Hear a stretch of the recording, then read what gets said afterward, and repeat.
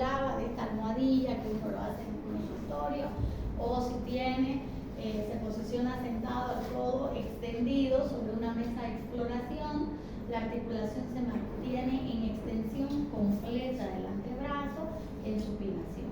En ocasiones es difícil colocar una almohada debajo de la articulación para obtener una extensión completa, lo cual puede resultar más cómodo para el paciente un estudio transversal, que ya venía a ser así transversal, de los 5 centímetros proximal a 5 centímetros distal, no es solamente en el pliegue, lo rastreamos de 5 centímetros al pliegue antes y después, ¿ya? Y vemos la troclea cubital. En un corte transversal, el paciente sentado frente al examinador con el codo en extensión y con supinación del antebrazo. El estudio transversal de los 5 centímetros proximal a 5 centímetros distal, debemos identificar al tendón distal del bíceps que descansa sobre el músculo braquial, a la arteria braquial y al nervio mediano y al receso articular anterior, que es donde a veces encontramos líquido. Esta es la cara anterior, donde encontramos la húmera, la tróquea humeral, el músculo braquial, un músculo grande, ¿no? Que uno pone el codo y ahí está el músculo, ¿no? El tendón del bíceps, el nervio mediano, el patrón fascicular o empanal de abeja, un corte transversal del nervio, la arteria braquial y el músculo pronador. Los músculos braquiales anteriores, bueno, lamentablemente hay que repasar un poquito la anatomía. El origen es en la cara anterior, en 1/3 o 2/3 inferior al húmero, la inserción en la apófisis coracoide del cúbico y su función es flexionar el codo. Ese es el músculo braquial anterior, que es el primero que vemos cuando lo identificamos, que viene a ser el primero que vemos en codo. El paciente sentado, ya lo sabemos, debemos identificar el tendón del bíceps que se descansa sobre el músculo braquial. ¿Ya? Aquí. Medial al tendón del bíceps identificamos la arteria braquial, el nervio mediano, se identifica el receso articular anterior en el plano transversal. Entonces así colocamos. Estas imágenes antes lo colocábamos así, ¿no? Pero hemos visto de que mientras más se extiende es mejor. Adicionalmente, a veces el paciente no puede, ¿no? Porque tienen anquilosis, ¿no? Este seguramente era uno de los primeros pacientes que hacíamos, o un paciente con artritis, con anquilosis, ¿ya? Entonces ustedes van a ver que el paciente, este es el estudio, tenemos que ver el receso articular del lado radial y del lado cubital, que es la zona donde normalmente hay sinovial. Ahí nuevamente vemos la tróquea humeral, el músculo braquial, ¿no? Entonces los cortes tienen que ser sagittales o longitudinales y transversales, que es diferente, para identificar estos recesos articulares. Estudiar la fosa coronoidea en el plano sagital se identifica como una concavidad de la superficie, que es aquí, anterior del húmero, rellena la almohadilla grasa anterior. En condiciones normales puede verse una pequeña cantidad de líquido, hay que descartar derrame articular cuando es algo más grosero, que se evidencia como un área anecoica, engrosamiento de la sinovial y presencia de cuerpos libres, tenemos que ver la zona. Esta es una imagen longitudinal del codo anterior y el receso coronoideo anterior, que es lo que nos importa ahora. La almohadilla grasa, el asterisco amarillo, la tróquea, el cartílago, el asterisco blanco, el músculo braquial, ¿no? Todo esto es, digamos, el receso y la almohadilla grasa que está cerquita, ¿no? Eso es lo normal, ¿no? Lo normal. Ajá, en un corte anterior estamos, ¿no? Podemos hacer el transversal y podemos hacer el longitudinal. Este es el lado radial y este es el lado cubital, ¿no? Fosa radial, fosa coronoidea. ¿Estamos bien? Ajá. Músculo braquial anterior. Entonces en la cara ya lo hemos dicho sobre el músculo braquial, músculo supinador brachiorradial o supinador largo, que es este. Bueno, este es un poquito más del codo, el codo y el antebrazo, lo que yo les estoy dando. Se origina en el borde externo del útero inferior del húmero, en el largo de la cresta supracondyle. Desde ahí dispone sus fibras a lo largo de toda la cara lateral externa del antebrazo. Normalmente debemos atacar, pero si pensamos ruptura, a veces lo seguimos, entonces se distorsiona para que sepan.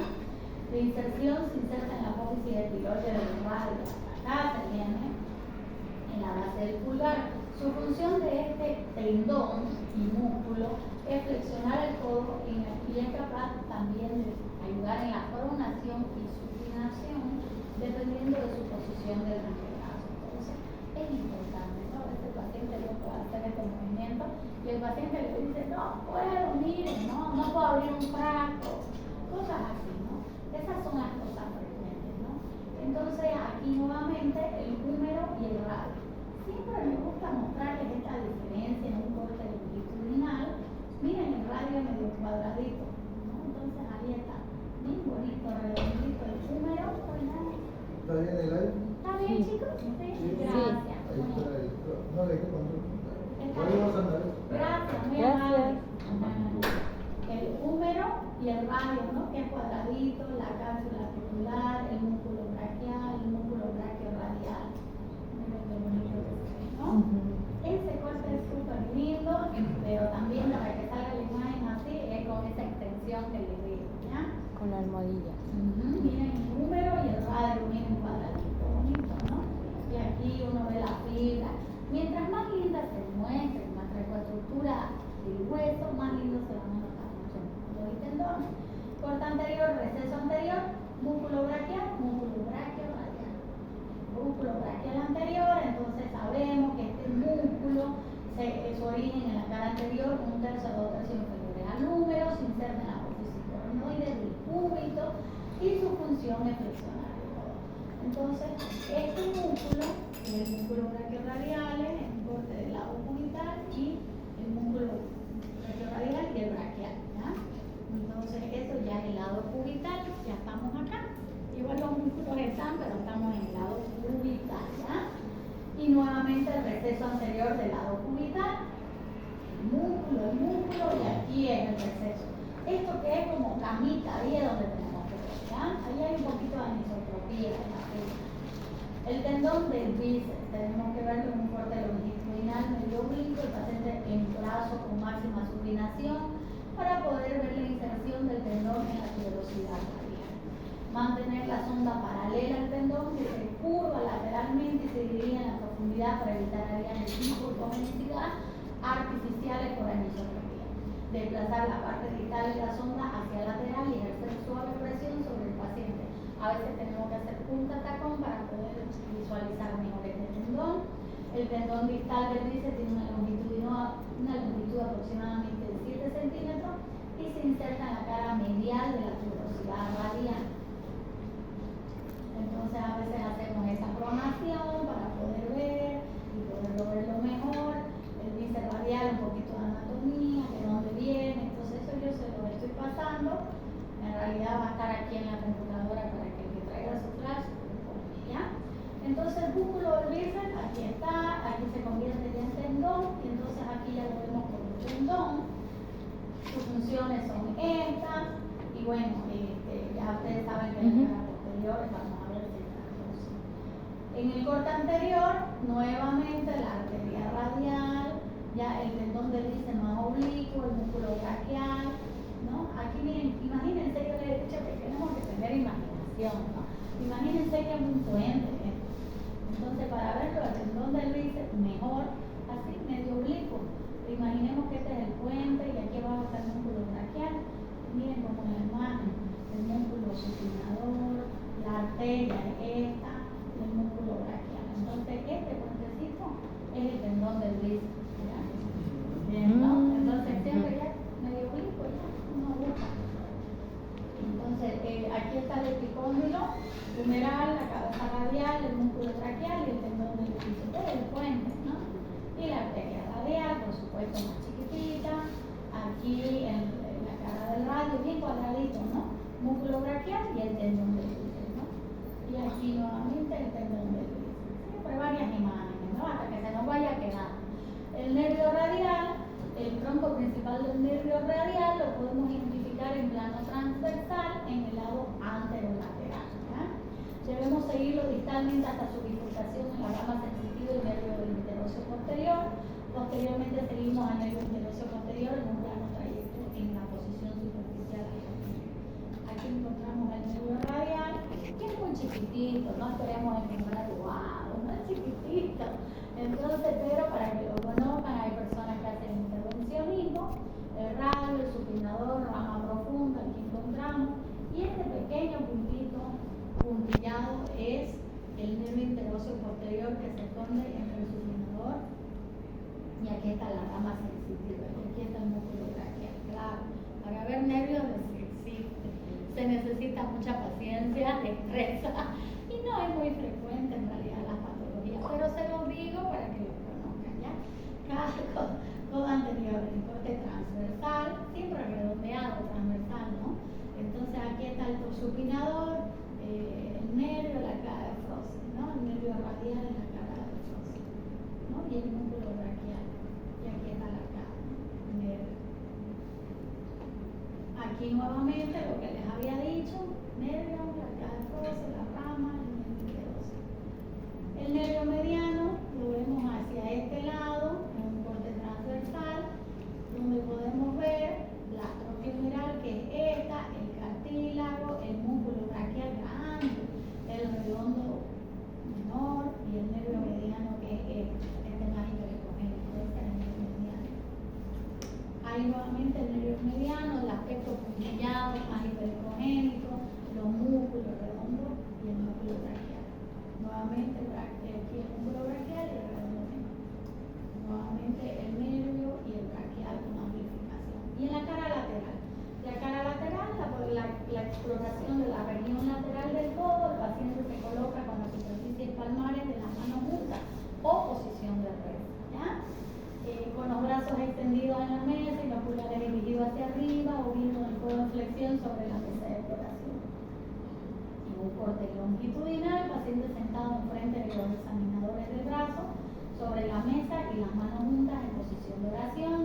Se evalúa en un corte longitudinal en el borde proximal de la sonda situado al epicóndilo lateral. Siempre busquen el huesito, la interlínea articular. ¿Qué debemos identificar? El tendón extensor común, donde se juntan en esta articulación todos los extensores que he dicho. En condiciones normales, el ligamento lateral externo no puede visualizarse del tendón extensor, o sea, no se sabe si este es el ligamento, ya que muestra una similar ecoestructura, aparte que el ligamento es muy delgadito, muy finito. Entonces este estudio nos ayuda, pero para ver ligamento mejor estudiarlo de otra forma, con otro estudio profesional. Aquí estamos el epicóndilo lateral, o lateral, donde se inserta el tendón extensor común, todo esto es, y esta es la cabeza del radio. Listo. La articulación número radial, paciente sentado enfrente al examinador con el brazo sobre la mesa, lo mismo, ¿no? Podemos ver el receso sinovial lateral de la articulación, que debe valorarse en busca de irregularidades, engrosamiento. En condiciones normales se ve como un pequeño triángulo ecogénico, puede visualizarse como el ligamento redondo, que lo vamos a ver ahora. Aquí está el epicóndilo humeral, este es el receso, la cabeza del radio. Básicamente eso, este pequeño espacio triangular en la que mencionamos. Y la parte medial, que ya le hemos hablado, que es una posición un poquito incómoda porque hay que hacer esta posición, ¿no? Para poder evaluar la interlínea articular. El antebrazo, rotación externa forzada, mientras se mantiene el codo extendido, levemente flexionado, descansando en la mesa de exploración. Este es un corte longitudinal. Una alternativa sería esta posición, la cara medial, la posición superior de la sonda, puede situarse en la epitróclea y profundo el tendón, hay que valorar el ligamento lateral interno, este estudio dinámico, forzado, dental. Podemos ver un poco de la parte del ligamento, como podemos ver aquí. Entonces, aquí está la cosa. El TF es TFC, es el tendón flexor común que se inserta. Muy bonito. El epicóndilo medial siempre va a ser nuestra referencia ósea. Este LLI es el ligamento lateral interno, muy pequeñito. El TFC es el tendón flexor común. Ahí está. Y los músculos flexores, ¿cuáles son? Porque yo puedo decir la inserción del tendón flexor común. A veces la ruptura o la lesión no es en la inserción, sino más abajo. Entonces yo exploro en su inserción normalmente, y si es que ya hay algo, habría que seguir al tronador redondo, al tronador mayor, el sarcófago superficial de los dedos y al cubital, que más adelante vamos a hacer un ejercicio con el dedo. El tronador, lamentablemente tengo tengo que hablarles un poquito de ello. Codo ahí terminó. Esto ya es antebrazo, ya no es codo. Pero uno a veces no se puede quedar ahí nomás. Entonces el músculo pronador redondo que está aquí es un músculo superficial del antebrazo, localizado en la parte externa de la primera región del antebrazo, aplanado y oblicuo. Se origina próximamente al epicóndilo medial o a la epitropia del húmero y apófisis coronoide del húmero. Se inserta dictalmente en la cara lateral del radio por el espacio que queda entre sus dos orígenes y pasará al nervio mediano, que también lo inerva. Este punto es fácil la compresión nerviosa y su acción es pronar y flexión del antebrazo. Aquí está el flexor, ¿no? También para que lo conozcan, por lo menos, para que no digan, ay, no, ¿qué es eso? No nos lo mencionó la doctora. El músculo flexor común superficial de los dedos, que miren todo el trayecto que abarca y llega hasta la mano. Ya ustedes lo leen ahí. El músculo flexor cubital del carpo, que está acá. Todos estos son los flexores. Y uno cree, ¿no?, que vienen rectitos toditos. No, vienen así, se cruzan, ¿no? Entonces, el ligamento lateral interno, que ya lo hemos visto hace un momento, se ve una pequeña parte, perdón. Ahí está el ligamento, el corte medial, inserción del tendón flexor. Básicamente esto es lo que valoramos. Aquí está el tendón flexor en la cara medial. Y en la cara posterior, que bueno, ya estábamos hablando de la posición. La región posterior se explora con el codo flexionado en 90 grados, con la palma de la mano descansando sobre la mesa de exploración. En ocasiones puede representar dificultad o dolor para el paciente, por lo que la alternativa puede ser solicitar que coloque la mano sobre la cintura, el hombro en rotación interna y abducción con el codo aproximadamente a 90 grados.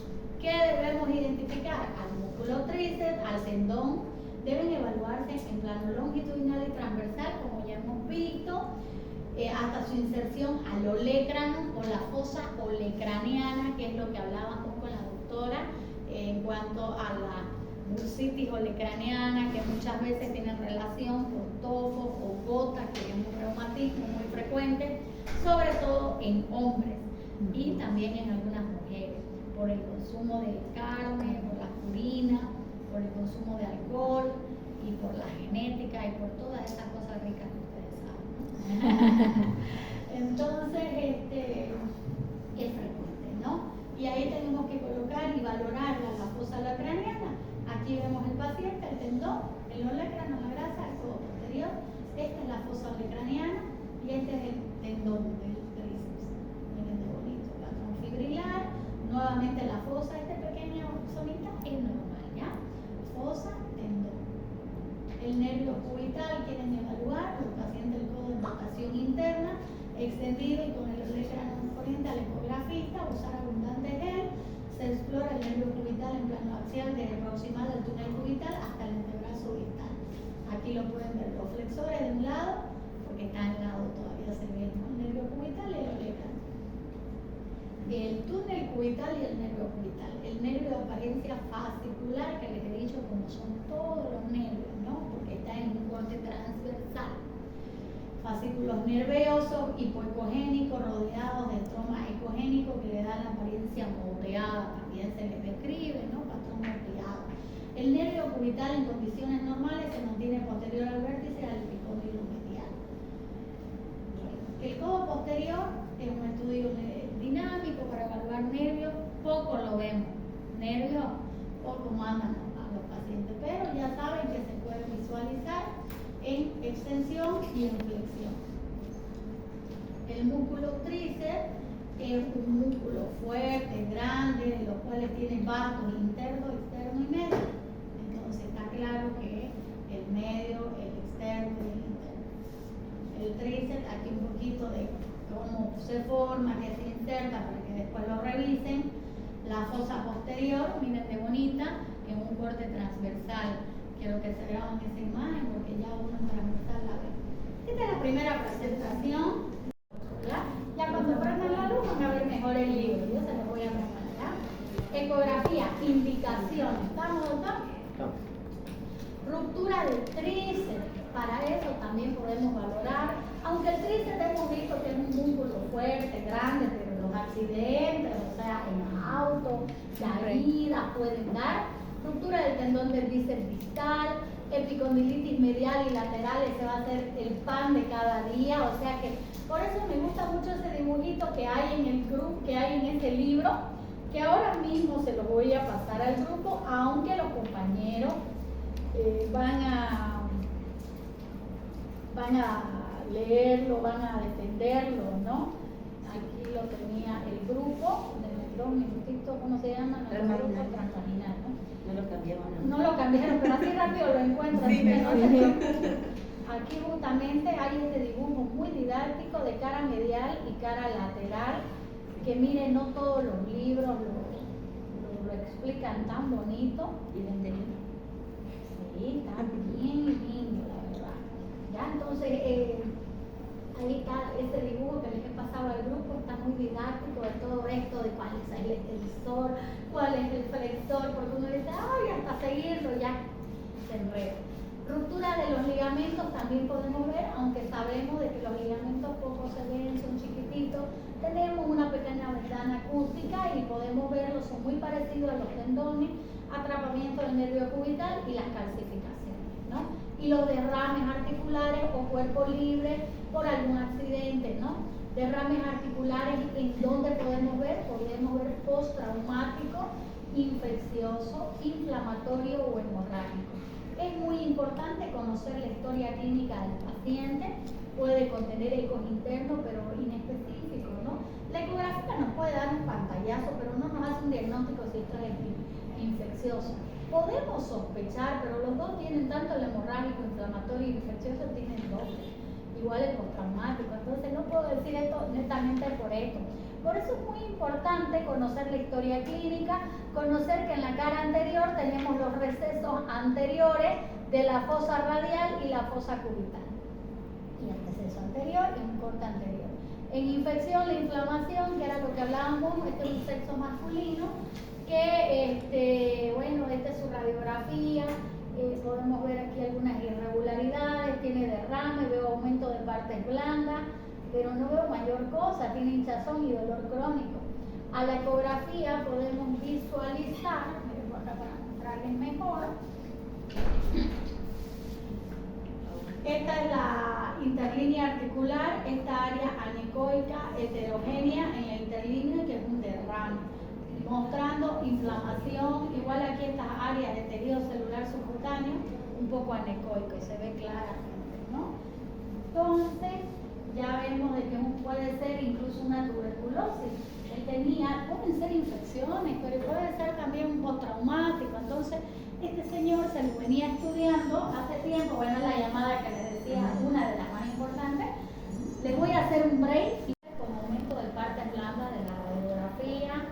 Y bueno, a veces hay estos osteofitos, y bueno, se manifiesta con fiebre, dolor, y a veces hacen la aspiración seca, ¿no?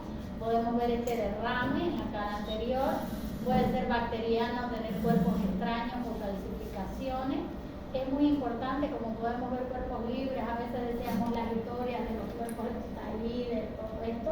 Cuerpos libres se encuentran asociados a osteocondritis disecante también, a fracturas osteocondrales o osteocondromatosis sinovial. Esto puede estar asociado a derrame articular debido a la irritación de la sinovia. Los osteofitos y los osteocondomas pueden confundirse con cuerpos extraños. Y básicamente hablábamos de algunas experiencias que en la radiografía como que no sabemos si es cuerpo extraño, pero en la fosa craneana, en la región posterior, podemos ver esta imagen hipericogénica representando justamente cuando es plástico no tiene muy buena ecoestructura, pero cuando es madera tiene más o menos esta ecoestructura. Los cuerpos libres, aumento de partes blandas. Aquí está otro ejemplo de la fosa craneana. ¿Qué es lo que pasa? Que cuando uno cae, lo primero que pone es el codo, ¿no? Un mecanismo de defensa, entonces eso sí es frecuente. Y a veces son vidrios, a veces son plásticos, a veces son madera. Así se ve la madera, ¿ya? Entonces también va a depender del tiempo, la evolución. Aquí tiene su derrame asociado a este cuerpo extraño que está molestando, a veces se consolida, a veces hay que aspirarlo. Aquí tienen otro ejemplo y un poquito estas áreas hiperecogénicas, los cuerpos libres, como podemos verlas.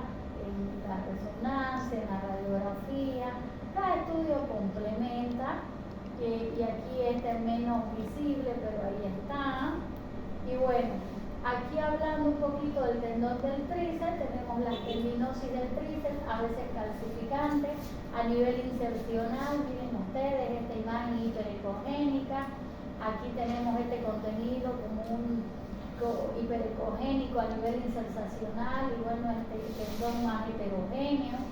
La posición que les decía, donde podemos ver esta imagen, a veces para punción, donde el médico a veces señala por dónde va a ingresar y aquí puede ser la aguja para la infiltración en la fosa olecraniana por una bursitis olecraniana. Y aquí se puede ver así, ¿no? El aumento de partes blandas. Miren este derrame articular de la bursitis olecraniana con mucho dolor, la bursa y el olecranión, estos otofitos, el tendón un poquito heterogéneo. Y bueno, la bursitis olecraniana es un dolor localizado. La bursa distendida produce un contorno creciente. La distensión y la inflamación puede resultar de trauma, infección, artritis reumatoide o gota y a veces se hace la aspiración seca. Entonces aquí podemos ver este contenido anecoico con ecos en su interior hiperecogénico, con doble poder. Aquí tenemos este contenido bastante fea de esta bursitis.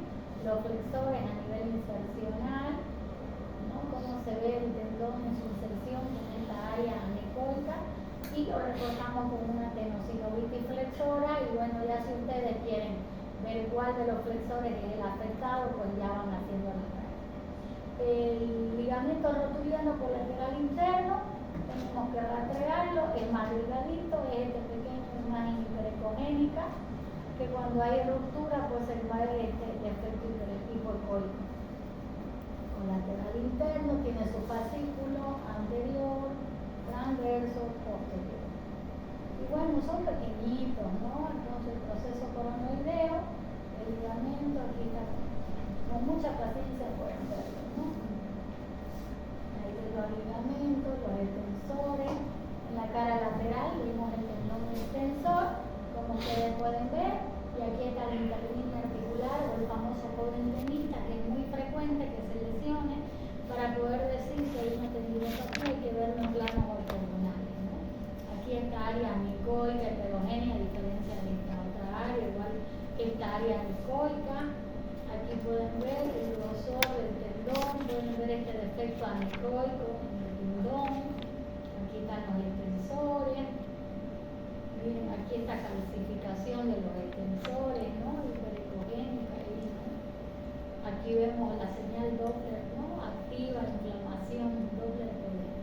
La ruptura del tendón del bíceps, para poder ver, se realiza una flexión forzada ante una resistencia. Hay debilidad en el movimiento de la flexión del codo y supinación del antebrazo. Y la flexión activa produce una masa o un aglutinamiento. Aquí está el bíceps con área anecoica. Aquí el bíceps distal que hemos visto también. Se produce tendinosis, ¿no? Con esta área anecoica, ¿no? En el bíceps distal, ahí se ve así la tendinosis heterogénea, ¿no? Y cuando hay descontinuidad del bíceps, se habla de ruptura parcial y anonión y tendinosis. El síndrome cubital se produce por una compresión del nervio cubital en la articulación del codo. Puede ser por diversas causas, por una patología de base como la diabetes, por un ganglión, puede darse por un quiste, puede darse por inflamación y secundaria a producir este síndrome o por caída.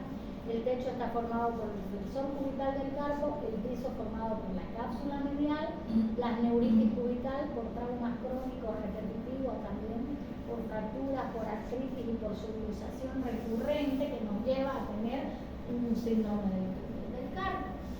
En flexión, el espacio del túnel está disminuido, podemos ver el signo del cinturón que ya lo hemos hablado, podemos ver cambios estructurales de la ecoestructura del tendón, perdón, del nervio.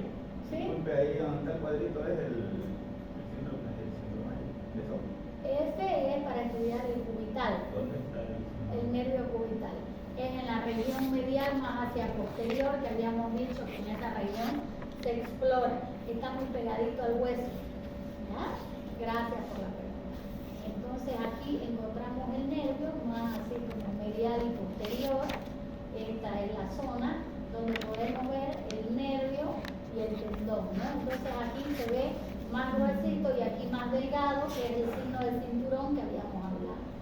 Ese es un corte longitudinal donde vamos a poder explorar el signo del cinturón. El nervio cubital, aquí también podemos valorarlo, aquí más gruesito, más delgado, aquí más normal. Siempre vuelvo un polo normal, el polo proximal, polo distal, ¿ya? En eje corto podemos ver este más simétrico, aspecto puntillado y este más agrandado, con zonas más anecoicas, ¿no? Entonces nos habla de atrapamiento. Aquí hacemos una imagen por reconstrucción, aquí más adelgazado y aquí bastante grueso. Aquí en transversal el cambio de un brazo a otro, donde podemos ver aquí normal y aquí aumentado de tamaño. Cuando hay subluxación a la maniobra, salta, ¿no? Y entonces esa subluxación repetitiva nos saca pues más patologías del túnel del carpo. Conclusión, puede haber derrames, cuerpos libres, tendinopatía, derrames, nervio cubital para afección.